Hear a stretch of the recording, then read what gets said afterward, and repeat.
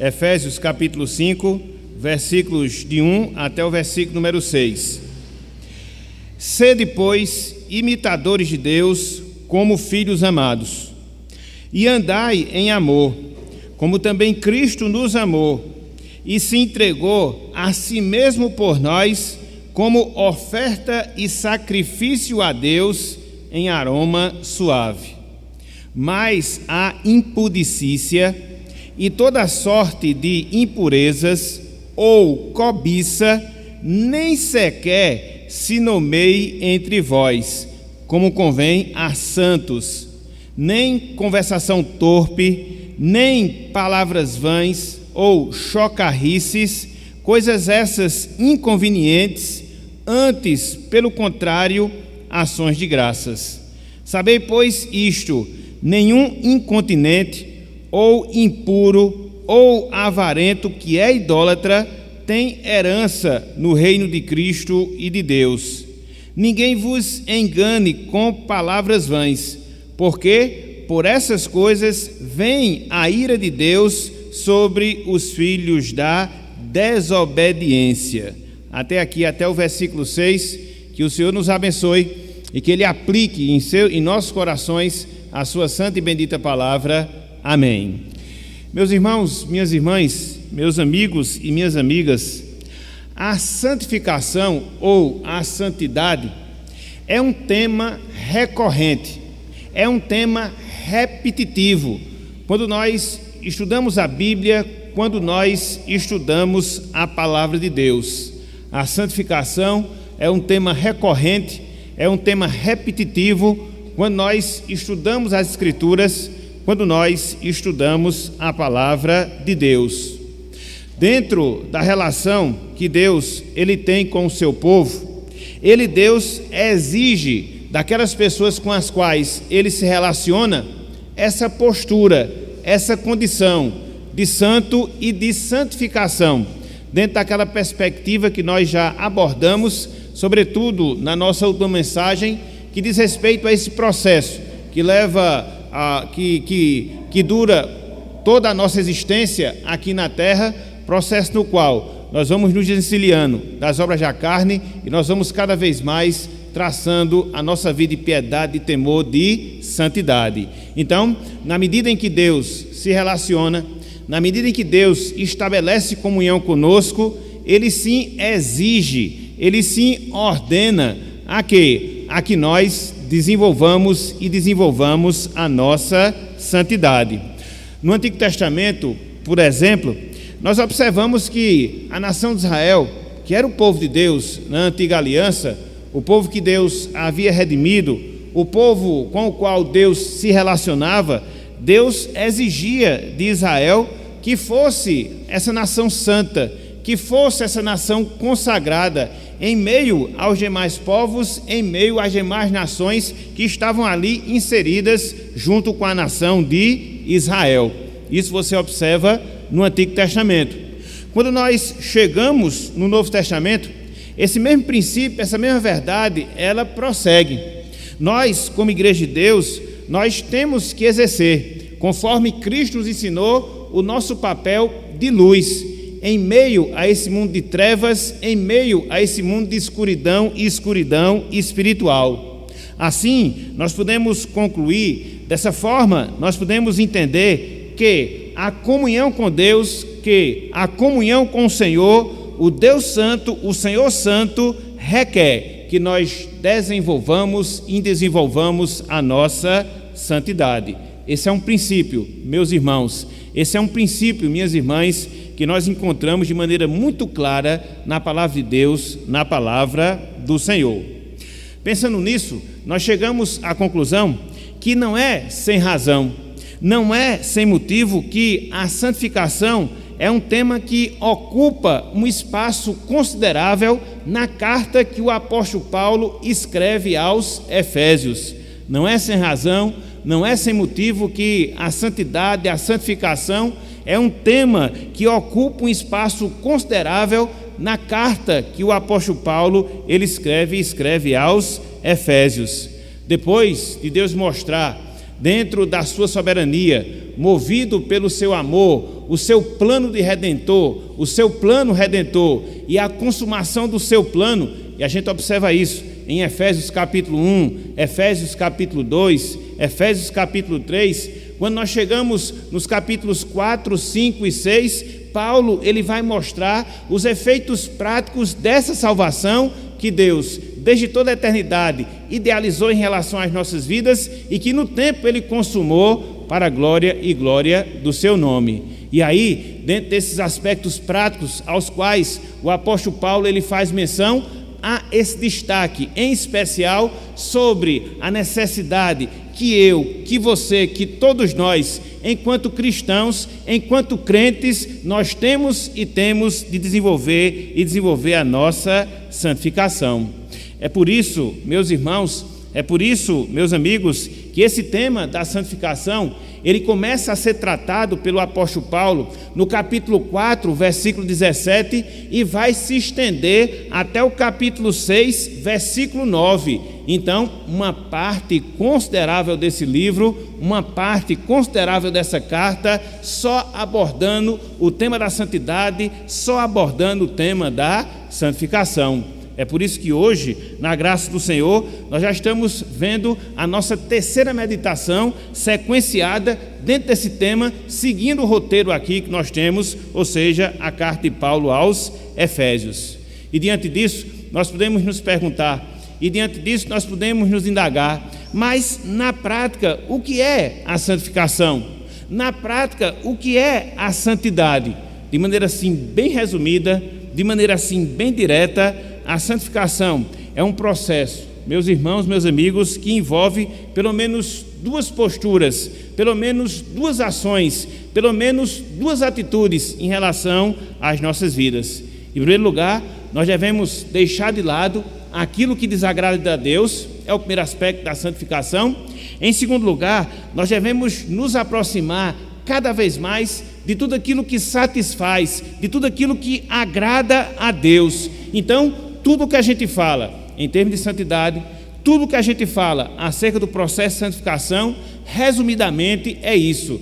Em primeiro lugar, consiste em deixarmos de lado aquilo que desagrada a Deus e, em segundo lugar, consiste em nos aproximarmos cada vez mais daquilo que agrada a Deus, daquilo que agrada ao Senhor. Não há, meus irmãos, não há, minhas irmãs, muito segredo nesse processo. Há sim o esforço da nossa parte, dependendo da graça de Deus, para que essas duas posturas, para que essas duas atitudes, elas de fato, elas venham ser verificadas e verificadas em nossas vidas. Então, são esses dois lados da moeda, vamos assim dizer, no que diz respeito ao processo de santificação, que o apóstolo Paulo, ele aborda nesse trecho que nós acabamos de ler, Efésios capítulo 5, versículos de 1 até o versículo de número 6. Depois do apóstolo Paulo nos ensinar, assim como nós vimos há 15 dias, que a santificação ela envolve todo o nosso ser, que a santificação ela envolve toda a nossa pessoa, não só aquilo que nós falamos, mas também aquilo que nós pensamos, mas também aquilo que nós fazemos. O apóstolo Paulo ele vai tratar das duas atitudes básicas, das duas atitudes diretas que devem ser vistas em nossas vidas, que Deus exige de nós, para que assim nós possamos dar continuidade a esse processo da santificação em nossas vidas. Então, é por isso, meus irmãos, é por isso, meus amigos, que na noite de hoje, com a graça de Deus, a gente vai considerar o seguinte tema, a gente vai considerar o seguinte assunto: a prática da santidade ou a prática da santificação. Nós veremos, com a graça de Deus, que a santificação, ela consiste, em primeiro lugar, em nós imitarmos a Deus e, em segundo lugar, nós veremos que a santificação consiste em nós abandonarmos o pecado. Então, serão apenas dois pontos. Então, serão apenas duas divisões na nossa meditação na noite de hoje. O que é que eu, o que é que você, o que é que nós devemos fazer na prática para que esse processo da santificação seja desenvolvido na nossa vida? Com base no ensinamento do apóstolo Paulo, em primeiro lugar, nós devemos imitar a Deus. Em segundo lugar, com base nesse mesmo ensinamento, nós devemos abandonar o pecado. Então, vamos trabalhar o primeiro ponto, vamos trabalhar a primeira divisão, vamos ver o primeiro bloco da nossa mensagem na noite de hoje, para que nós desenvolvamos a santidade, para que nós desenvolvamos a santificação. Em primeiro lugar, meus amigos, em primeiro lugar, meus irmãos, nós precisamos imitar a Deus. Nós precisamos imitar o Senhor. Vejam aí, Efésios capítulo 5, versículo 1, apenas o verso 1. Diz o seguinte, a palavra do Senhor: sede, pois, imitadores de Deus como filhos amados. Sede, pois, imitadores de Deus como filhos e filhos amados. O que é que nós temos aqui nesse trecho? O que é que nós encontramos aqui nesse verso? Uma exortação, uma ordem, um mandamento da parte do apóstolo Paulo. A quê? A que nós imitemos a Deus. A quê? A que nós imitemos o Senhor. A palavra imitar aqui, meus irmãos, a palavra imitar aqui, meus amigos, literalmente falando, significa fazer mímica. Literalmente falando, significa fazer mímica. E o que é a mímica? É um recurso muito utilizado, sobretudo para aquelas pessoas que trabalham com as artes, de nós expressarmos os nossos pensamentos, de nós expressarmos as nossas emoções através de gestos, Então, é assim que o apóstolo Paulo nos ordena, é assim que ele nos manda através da sua palavra, que nós, meus irmãos, que nós, minhas irmãs, através dos nossos gestos, através das nossas ações, reproduzamos em nossa vida a santidade de Deus, a santidade do Senhor, pelo fato de nós sermos e fermos filhos amados. No sentido bem direto, no sentido bem prático, é isto que nós encontramos aqui nesse verso. Essa ordem que vem da parte de Deus, através de Paulo, que nós imitemos a Deus através de ações, que nós imitemos a Deus através de gestos, dentro dessa conotação, reproduzindo e reproduzindo através dessas ações, reproduzindo e reproduzindo através desses gestos, o caráter santo do nosso Deus, o caráter santo do nosso Senhor. Quando nós ouvimos isso, quando nós consideramos essa ordem do apóstolo Paulo, talvez nós nos perguntemos, talvez nós nos indaguemos, mas será que não é muito ousado? Será que não é muito audacioso esta ordem que Paulo aqui nos dá, esse imperativo que o apóstolo Paulo destaca em relação a nós, de imitarmos a Deus, de imitarmos ao Senhor, o Deus conforme nós temos no livro de Isaías, que é 3 vezes santo, onde nós observamos, dentre todas as qualidades, dentre todos os atributos de Deus, esse que se destaca a santidade. Não seria da parte de Paulo muita ousadia em nos fazer essa exortação, em nos dar essa ordem? A resposta, meus irmãos, a resposta, minhas irmãs, é não. E aí, quando você pensa nas razões, quando você pensa nos motivos, você chega sim a algumas razões, você chega sim a alguns motivos pelos quais não é ousadia, não é audácia, não é exagero, isto que o apóstolo Paulo, ele nos exorta aqui no versículo 1 do capítulo 5 da sua carta aos Efésios. E aí você pode se perguntar, mas quais seriam então essas razões? E aí você pode se indagar, mas quais seriam então esses motivos pelos quais não é audácia do apóstolo Paulo nos exortar que nós imitemos a Deus?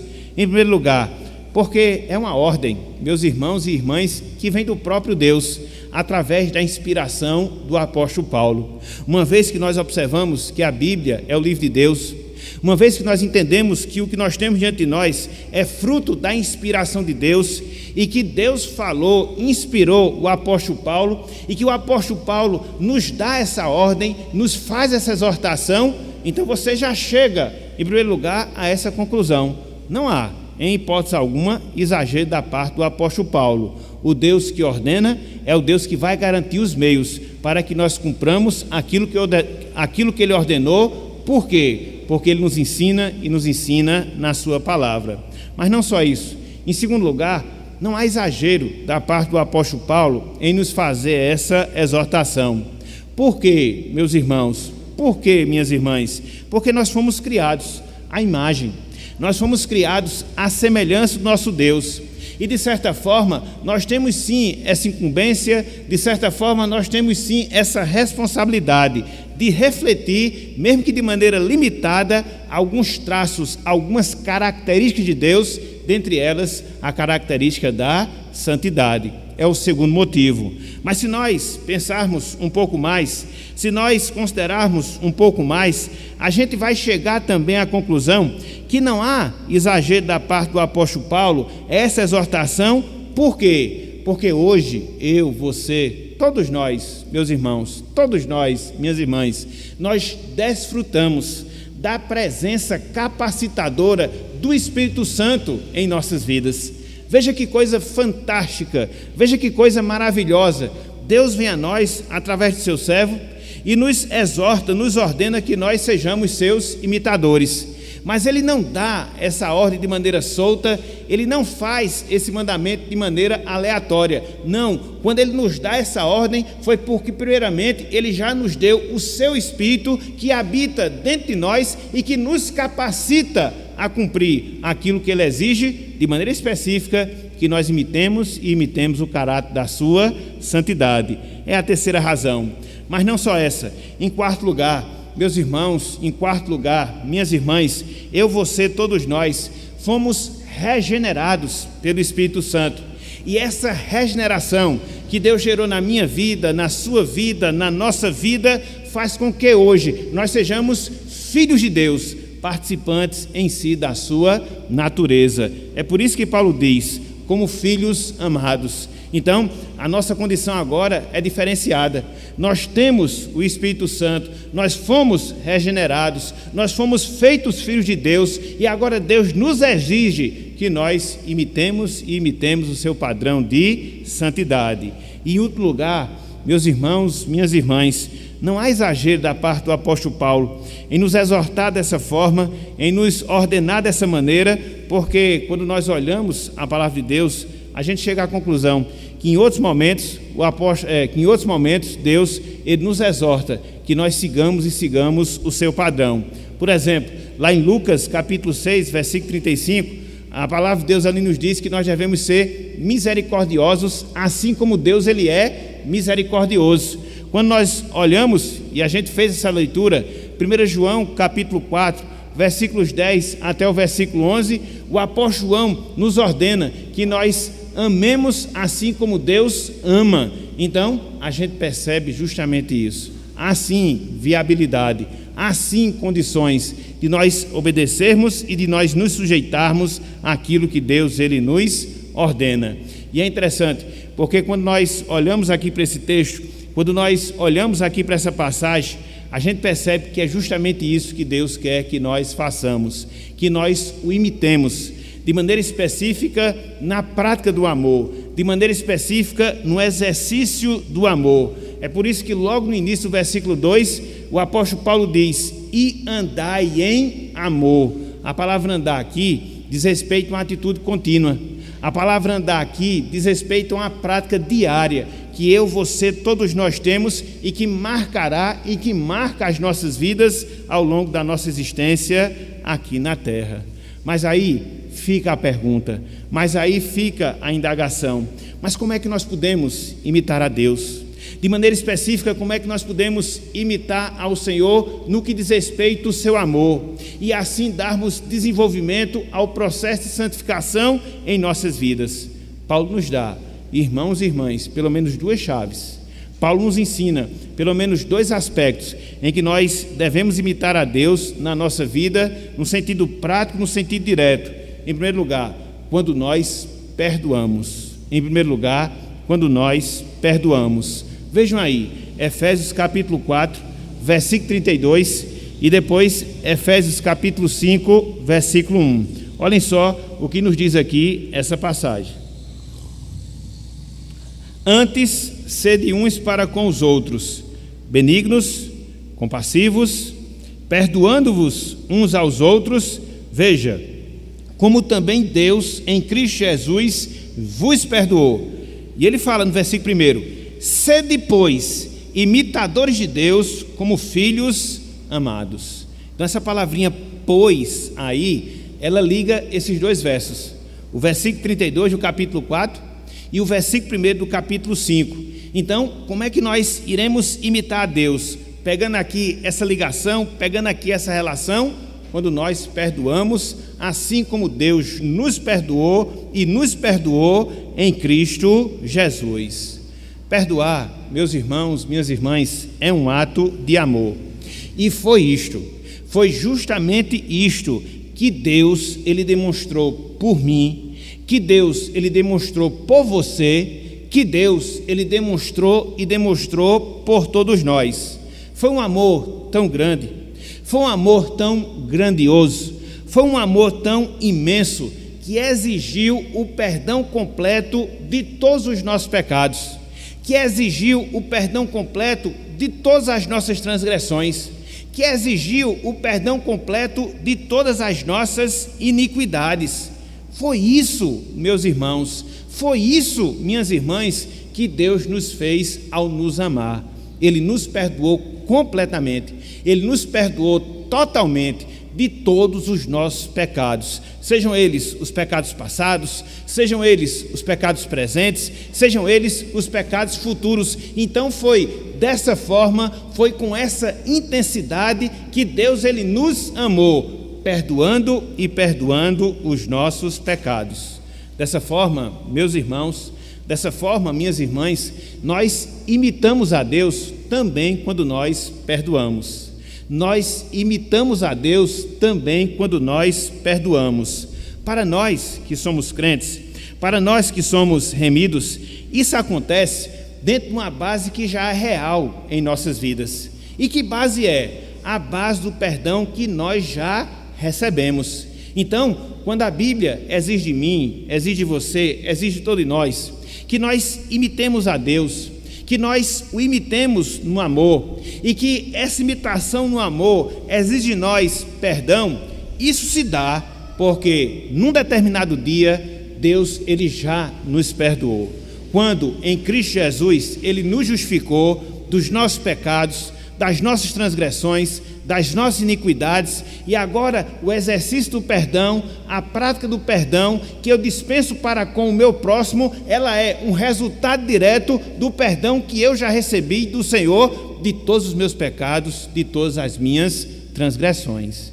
Então, quando a gente vai comparar em termos de proporção, o perdão que a gente libera para o nosso próximo é menor, é infinitamente menor do que o perdão que Deus, ele já nos deu. É aquilo que nós temos na parábola do credor incompassivo do Evangelho de Mateus.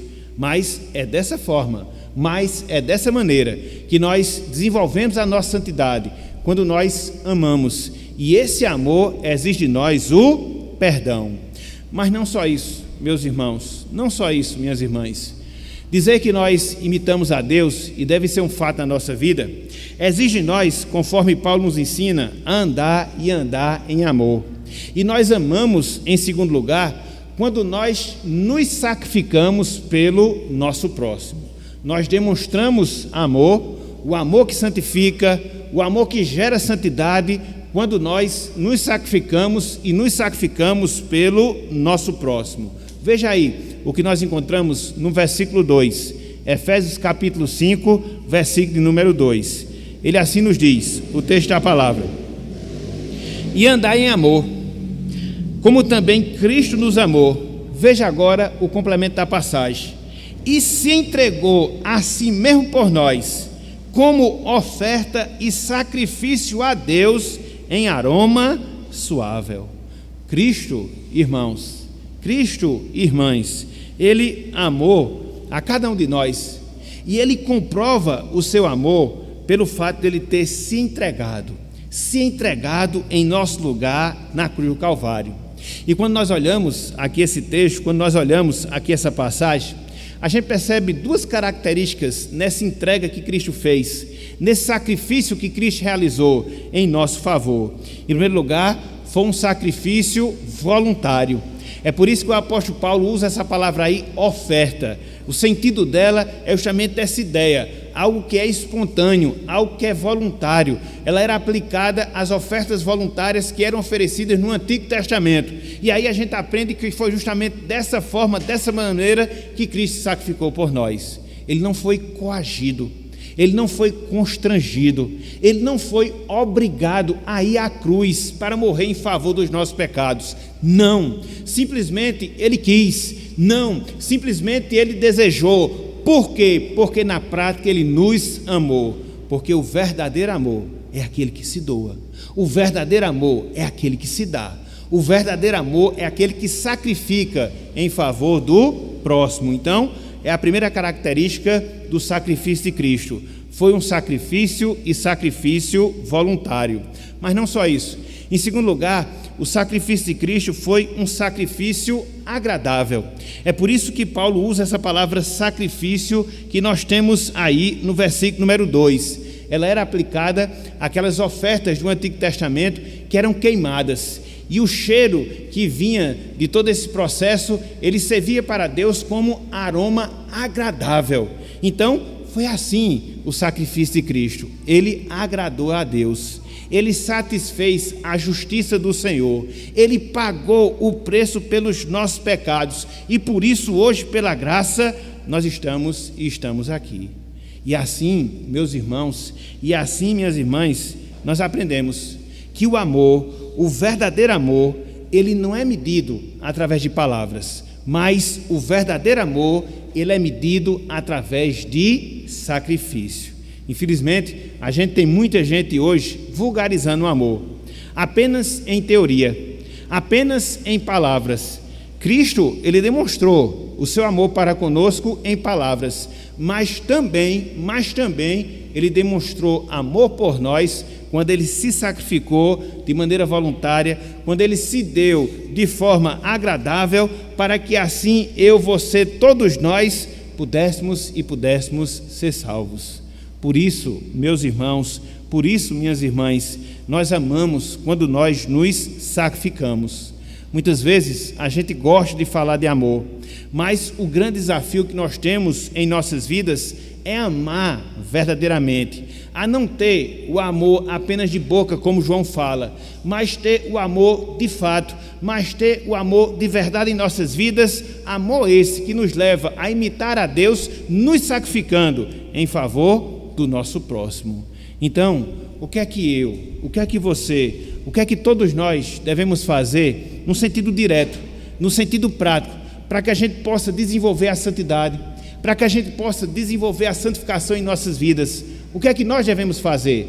Nós devemos imitar a Deus no seu amor, imitar a Deus no seu amor que perdoa, imitar a Deus no seu amor que se sacrifica, porque é este o roteiro que nós temos da parte de Deus, este é o roteiro que nós temos da parte do Senhor. E quando nós aprendemos isso, irmãos e irmãs, a gente chega à conclusão: que grande desafio nós temos, que grande desafio nós temos de demonstrar esse amor em relação às nossas vidas, porque por natureza nós somos egoístas, por natureza nós somos ensimesmados, por natureza nós temos a tendência apenas de olhar para o nosso umbigo, para aquilo que nós precisamos, para aquilo que nós carecemos, para aquilo que nós temos falta, mas via de regra nós não temos a sensibilidade necessária de amar nesse sentido, no amor que perdoa, de amar nesse sentido, do amor que se sacrifica. É por isso, meus irmãos, é por isso, minhas irmãs, que muitas vezes ao longo da nossa vida cristã a gente tem a nossa santidade prejudicada. É por isso que muitas vezes ao longo da nossa vida cristã a gente não se consagra como nós deveríamos nos consagrar a Deus. Por quê? Por causa desse egoísmo. Por quê? Por causa dessa tendência de nós procurarmos olharmos apenas para nós mesmos, de nós termos o amor apenas de boca, de nós termos o verbo amar apenas teoricamente nas nossas vidas e não partirmos para a parte prática que esse amor exige e exige de cada um de nós. Através do exercício do perdão, através da disposição do sacrifício, para que assim nós sejamos de fato imitadores de Deus como filhos amados. Então, meus irmãos, minhas irmãs, como é que nós fazemos para resolver esse problema?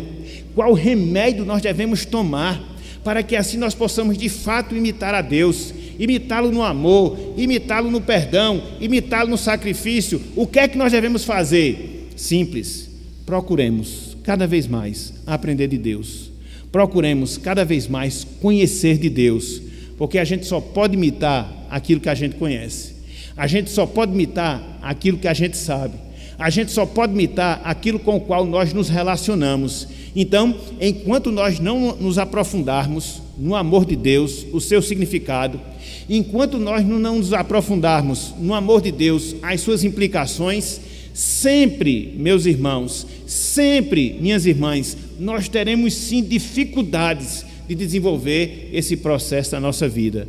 Muitas vezes nós reteremos o perdão, muitas vezes nós nos indisporemos a nos sacrificar. Infelizmente, esse é um fato triste, que muitas vezes acaba caracterizando a nossa vida.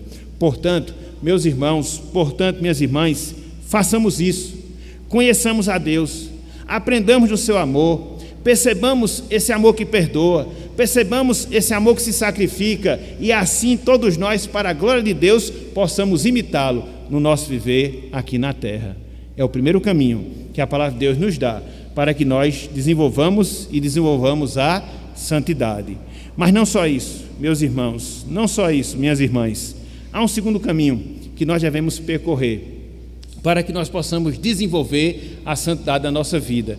E não perca na sua mente aquilo que nós falamos na parte introdutória do nosso sermão.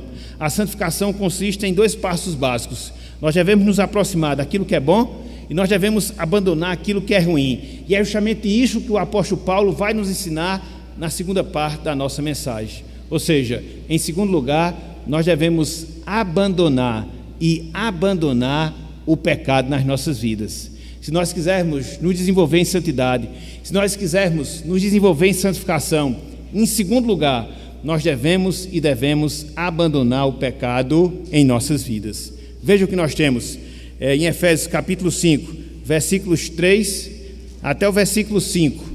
Veja o que nos diz aqui a palavra do Senhor. Efésios 5, versículos 3 até o versículo 5, parte A.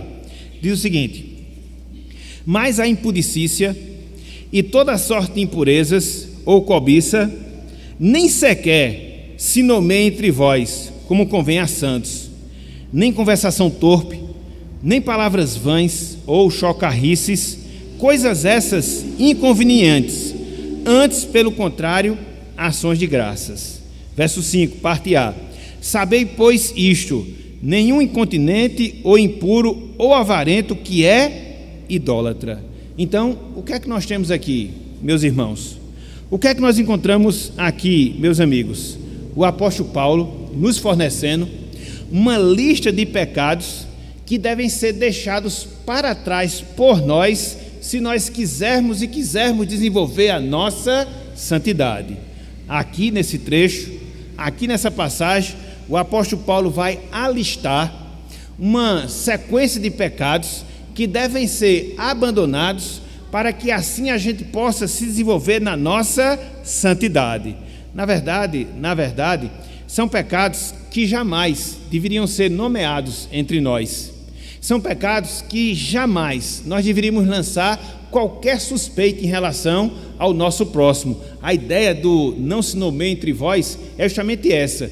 Não deveria haver, em relação a nós, qualquer suspeita de praticarmos esses pecados, de adotarmos essas posturas que são reprovadas aqui pelo apóstolo Paulo. E aí, quando nós lemos aqui esse trecho, a gente encontra uma lista de pelo menos 8 pecados, 8 atitudes, 8 coisas que devem ser afastadas de nós para que assim a gente possa desenvolver a nossa santificação.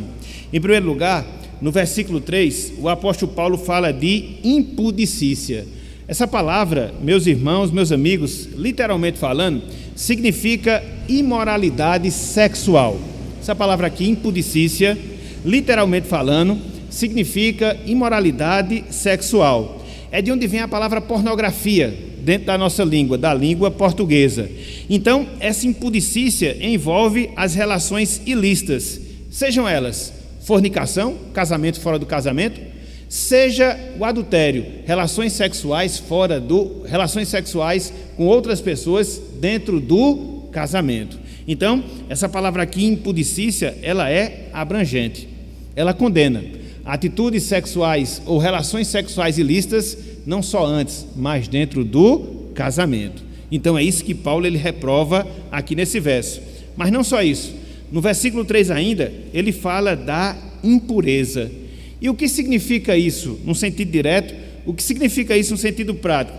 São intenções, são palavras, são ações voltados para os desejos e as paixões.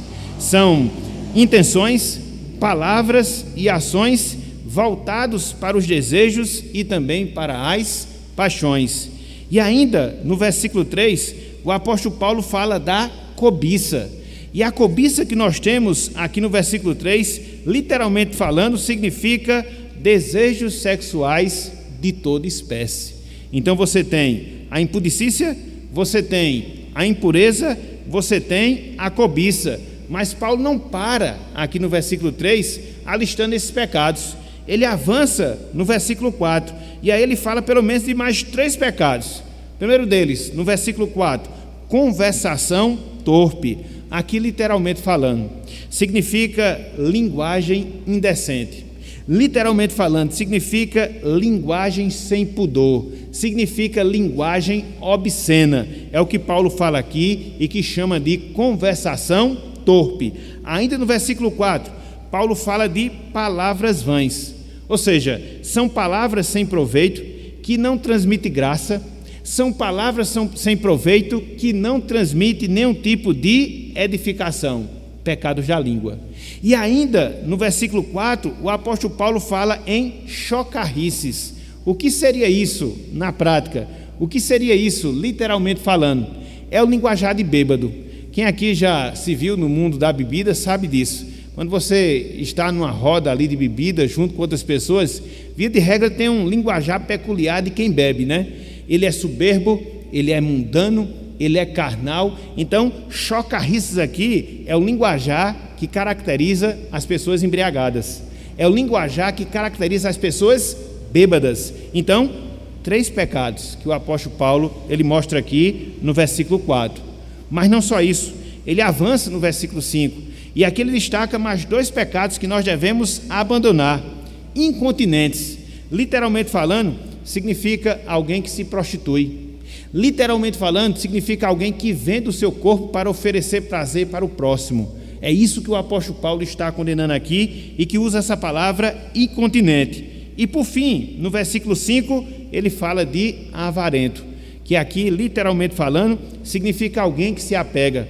Aqui, literalmente falando, significa alguém que idolatra, quer sejam bens materiais, quer seja a satisfação sexual. Então, uma lista aqui, meus irmãos, uma sequência aqui, meus amigos, de pelo menos 8 pecados que o apóstolo Paulo reprova, 8 pecados que ele exorta a que nós abandonemos. E aí eu não sei se você percebeu, e aí eu não sei se você notou, mas a maioria desses pecados dizem respeito à área sexual. A maioria desses pecados dizem respeito à área sexual, quer seja na sua prática, quer seja na sua palavra, quer seja nos seus pensamentos. E aí você pode se perguntar, mas por que o apóstolo Paulo falou isso? Afinal de contas, ele estava se dirigindo para uma igreja, pessoas que haviam sido salvas, pessoas que viviam na presença de Deus, pessoas que faziam parte do corpo de Cristo. Por que será que, ao exortá-los a desenvolver a santificação, o apóstolo Paulo focou uma área específica para poder tratar com aqueles irmãos? Por uma razão muito simples, por um motivo muito fácil. A cidade de Éfeso, meus irmãos, minhas irmãs, era uma cidade mundanizada, mas não era apenas uma cidade mundanizada. A cidade de Éfeso era uma cidade erotizada. Tanto é que na cidade de Éfeso havia um templo que era uma das grandes maravilhas do mundo antigo, é o chamado templo da deusa Diana, e dentro do culto que se realizava a essa deusa pagã, existia sim a postura e as relações sexuais.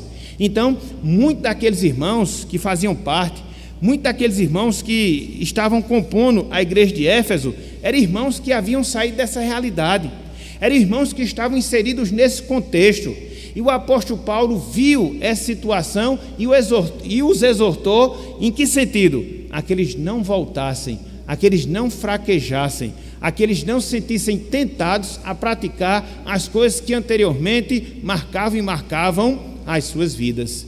Então, essa exortação do apóstolo Paulo não é solta, essa exortação do apóstolo Paulo, ela não é aleatória. Existia sim o risco daqueles irmãos voltarem a essas práticas, voltarem a essas atitudes, e o apóstolo Paulo os exorta: abandonem, deixem todas essas coisas para trás. E aí, meus irmãos, minhas irmãs, quando a gente analisa com a nossa realidade, a gente percebe, a gente chega à conclusão que hoje não é diferente. Infelizmente, hoje a gente também vive dentro de um contexto extremamente erotizado, quer seja em relação às músicas, quer seja em relação aos filmes, quer seja em relação às propagandas e em tantas outras áreas onde a gente percebe isso com facilidade, a gente percebe isso com clareza.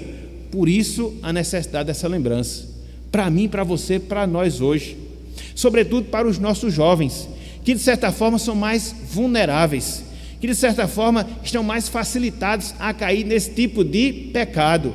Então Deus, ele vem em nosso favor e nos fala acerca disso, nos instrui, nos exorta, nos lembra para que nós não caiamos nesse tipo de pecado. Por quê? Para que assim a gente não venha ter o nosso processo de santificação prejudicado. Esse é o objetivo de Deus, esse é o objetivo da palavra do Senhor. Então, falar em santidade é considerar, meus irmãos, é considerar, minhas irmãs, a necessidade que nós temos de abandonar a carnalidade. Falar em santidade é considerar a necessidade que nós temos de abandonar a carnalidade. E é interessante, porque quando você olha aqui para esse texto, você encontra pelo menos duas razões, você encontra pelo menos dois motivos pelos quais a gente deve romper com esse problema de pecado, sobretudo os pecados na área sexual. E quais são essas razões? Quais são esses motivos? Em primeiro lugar, os pecados sexuais, eles nos impedem de recebermos a herança celestial. Os pecados, notadamente os pecados sexuais, eles nos impedem de receber a herança celestial. Veja o que nós temos aí no versículo 5, parte B. O apóstolo Paulo diz, ele segue, o avarento que é idólatra, aí diz, tem herança no reino de Cristo e de Deus. Nenhum. É incompatível, meus irmãos, é incompatível. Se nós fomos salvos, se nós fomos santificados pelo Espírito Santo, nós não podemos viver subjugado ao pecado, viver na escravidão da carne, viver na escravidão dos desejos, nada mais é do que uma comprovação que ainda nós estamos presos a esses pecados e que nós não fomos libertos pelo sangue de Cristo. É por isso que Paulo faz essa exortação, é por isso que ele faz esse alerta. Mas não só isso, a segunda razão, o segundo motivo pelo qual nós devemos romper com os pecados, notadamente os pecados sexuais, é porque eles atraem a ira de Deus. Eles atraem a ira de Deus. Veja o que você encontra no versículo 6, sobretudo na parte B do versículo 6. Diz o seguinte: ninguém vos engane com palavras vãs, porque por estas coisas, veja, vem a ira de Deus sobre os filhos da desobediência. O nosso Deus é um Deus santo. Na verdade, é um Deus 3 vezes santo. E ele pune, por causa da sua justiça, o pecado. Então, quem se escraviza no pecado, sobretudo quem se escraviza na área sexual, usando o seu corpo não para a glória de Deus, mas usando o seu corpo para a satisfação própria, pode ter certeza de uma coisa: vai incidir sobre a sua vida o juízo, o castigo, a ira de Deus, conforme Paulo ensina sobre os filhos da desobediência. Então, aqui, meus irmãos, aqui, minhas irmãs, a gente encontra o segundo passo, a gente encontra o segundo caminho para que a gente possa desenvolver a santidade na nossa vida. Nós devemos abandonar as práticas carnais, principalmente aquelas relacionadas à área sexual. E aí nós podemos nos perguntar, e aí nós podemos nos indagar, mas qual a verdade, qual a lição que a gente pode extrair aqui dessa passagem? Simples: a necessidade que a necessidade que você, a necessidade que todos nós temos de recorrer a Cristo na nossa luta contra o pecado. Nós temos, meus irmãos, nós temos, minhas irmãs, essa carência de recorrermos àquele que venceu o pecado ao longo da sua vida e destruiu o poder do pecado através da sua morte. Cristo, meus irmãos, Cristo, minhas irmãs, Ele é o único que pode nos dar exemplo. Cristo, Ele é o único que pode nos dar amparo. Cristo, Ele é o único que pode nos dar força para vencer o pecado, sobretudo os pecados na área sexual. Então, é a Ele que a gente deve recorrer, é a Ele que nós devemos buscar, é nele que nós devemos descansar, para que através do seu Espírito Ele venha nos fortalecer e assim a gente possa avançar no nosso processo de santificação. Então, é o desafio que eu, você, todos nós temos em relação às nossas vidas. Hoje, meus irmãos, meus amigos, nós vimos dois passos muito básicos para a gente poder desenvolver a santidade na nossa vida. Em primeiro lugar, nós vimos que nós devemos imitar a Deus e, em segundo lugar, nós vimos que nós devemos abandonar o pecado. É o desafio, meu irmão, é o desafio, minha irmã, que nós temos pela frente, ao longo da nossa vida, ao longo da nossa existência, até a consumação da nossa salvação ou a nossa partida para a eternidade. Então, que nós empreendamos esforço, então que nós busquemos graça, então que nós possamos nos envolver nessa tarefa, para que assim, somente assim, cada vez mais, nós sejamos parecidos com Deus, e assim, cada vez mais, nós vivamos para a glória de Deus em relação às nossas vidas. E aqueles nossos amigos, aquelas nossas amigas que porventura nos escuta, nos ouve, nós temos aqui um desafio final para você. Que desafio? A necessidade que você tem de clamar por graça, de clamar por misericórdia, para que Deus liberte a sua vida dos seus pecados. Você sabe disso, a sua consciência o acusa desse fato, a sua escravidão, a sua prisão, aos seus desejos, às suas vontades, ao seu pensamento, e que muitas vezes vão de encontro à palavra do Senhor. E essa condição, ela só pode ser remediada através de Jesus Cristo. Essa condição, ela só pode ser corrigida através da aplicação do sangue de Jesus Cristo na sua vida. Então, o que é que resta para você, em termos de postura, em termos de necessidade? Que você clame, que você peça, clame pela graça de Deus, que você peça pela sua misericórdia, para que hoje mesmo, Cristo possa estar operando a regeneração na sua vida, Cristo possa estar transformando a sua vida espiritualmente falando, substituindo o coração de pedra que você tem, que é sempre predisposto para o mal, e transformando num coração de carne, disposto a obedecer a Deus, sujeito à sua vontade e desejoso para viver para a sua glória nesta vida. Então, meu amigo, minha amiga, não perca essa chance. Meu amigo, minha amiga, não perca essa oportunidade. Volte-se para Deus, clame pela sua graça, clame pela sua misericórdia e viva a nova vida que Cristo Ele veio nos conceder. Faça isso pela graça de Deus e para a glória do seu nome. Que Ele nos abençoe e que Ele aplique a sua palavra em nossos corações. Amém.